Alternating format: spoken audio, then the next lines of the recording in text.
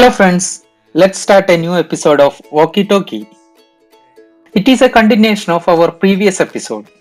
So, welcome on board HMS Warrior 1860, Britain's first iron-hulled armoured warship.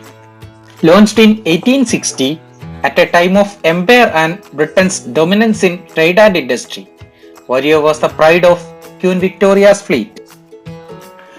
Powered by steam and sail, she was the largest, fastest, and most powerful warship of her day. There is a special guest, a first-class gunner of the ship, who will be explaining the lifestyle and procedure in the ship. Gunner first class, Okay. quite important, but very good at doing sums, because to try and hit targets very far away, you can't actually see what you're shooting at. You have to be able to calculate how fast your shot travels, how much gunpowder you've used, the elevation. It's all trigonometry. Yeah, it's a bit clever.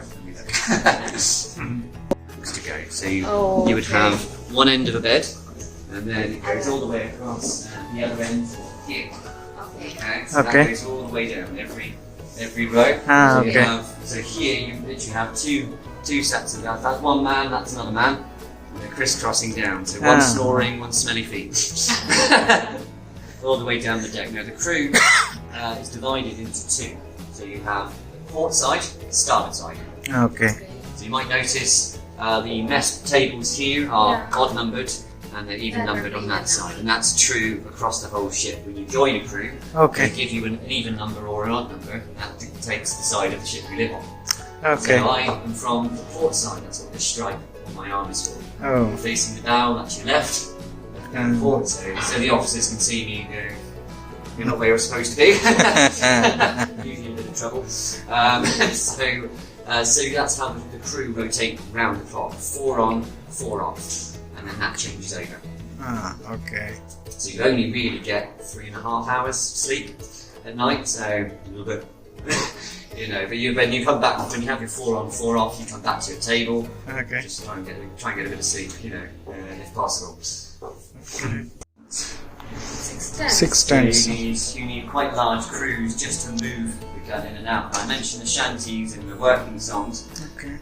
And that's because you're grabbing lines and putting them in time. Your timing is very important. So for these, you have on each side what we call a block and tackle.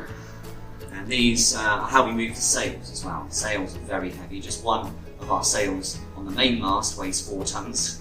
And that's when it's dry. And it's very, very rarely dry. So that is how you move all that weight. It's not really being strong. I mean, you have to be kind of strong, but it is mostly teamwork. It's all teamwork. So to move 6 tons into the ship, you need your 12 of your 18 crew to bring the gun all the way back inside. Okay. So that brings the back of the gun to here.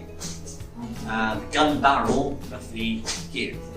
Okay, so the first thing you have to do is cool the gun down. Right, because these get very, very hot. So you use one of these. Call this a swisher. It's not very complicated at all. All you do is put this in a bucket of water, and you are swishing or splashing water across like so. If you need to keep the gun cool, if you pour water on it straight away, it will blow up. Right. The heat is quite extreme, so you splash water all the time. There's always steam coming off, you can get some splash in your face as well. You get used to it. So this is to make sure that the gun doesn't warp or crack. You also have to sponge the entire inside of the gun. Every shot that you fire sets this on a light on the inside. Okay. So you have a friend, one of your team. He has a great big bag of gunpowder like this. His job is to go to the end and shove his whole arm in. So if that's burning in there, you're going to blow up. So you have to use what we call the sponge, which is this on a rope here, or just behind you on the table, above the table. Here are the 3 tools. So these are used in pretty much this order. So this we call the worm. That's to clean any obstruction that there might be sort of rags or pieces of tin from a different type of ammunition. Sponge, that's a sheepskin to cool it down and also just to douse the hole inside.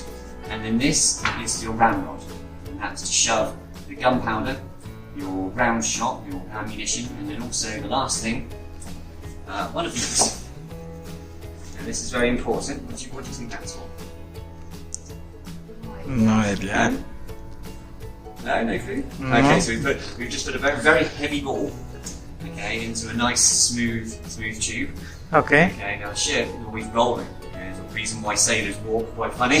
Ah, yeah. Since all the legs are a bit like this, because the ship is always moving like this. Okay. If you run your gun out ready to shoot it, one thing you don't want to hear is plop. Ah, understood. Very Yeah. simple, yeah. Just keep the ball from rolling out. Yeah, very important though. So you have to, as a sailor, you make these all the time. Okay. All right, so that's got a grommet wad. Okay, so we've got gunpowder. Here, round shot, cannonball there, and then one of these here. Then you use the ramrod and shove all of that all the way Here. to here on the inside of the gun. Okay. So the gunpowder's here, round shot here, grommet wad there. So you're going to come round onto this side. You're now going to be in charge of the gun this. Okay. Okay, so the gunnery captain, he has to make sure that the gun is ready to fire. So as I said, we don't light any fuses. You're going to capture this, good stuff. All right, so you're in charge of. Yeah. Oh no! You're capturing it. No, be a gentleman, sir. Come on. Right, so you're going to hold on the trigger line. That's okay. So you're going to hold it so it's nice and tight, sort of like this. Now I'm going to give you the order. So don't hang off it. So I'm going to say 3, 2, 1. I say shoot. We don't say fire. We say fire on a ship. Sailors start to think something is burning. So when I say shoot, Shoot. and you pull it as hard as possible. Alright, so ready? Don't hang on. Just enough there. Good stuff. Alright, boys, you can have that. Ready? 3.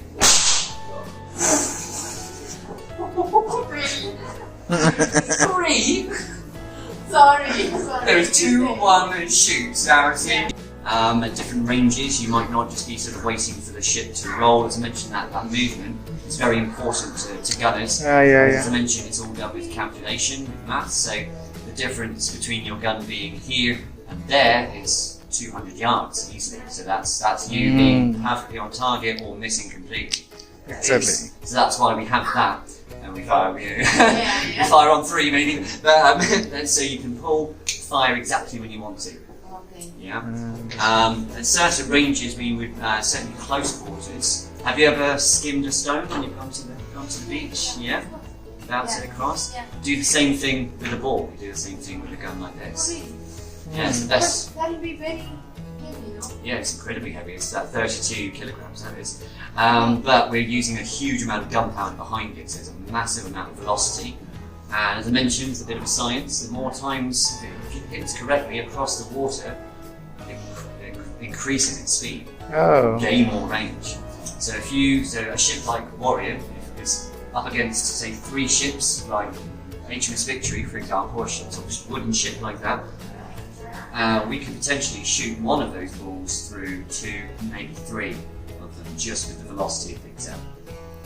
And it goes skip, and then just blast its way through. So that's quite deadly. It's a very good way to sink a ship very quickly, because you're hitting them right where the water meets their hull. You're not shooting their guns. If you shoot their guns, it's very difficult to sink a wooden ship. You can fill them with water, and then you let gravity, you let all their guns and equipment roll and move that way. And do what they happen to the Mary Rose, they just capsize. Okay.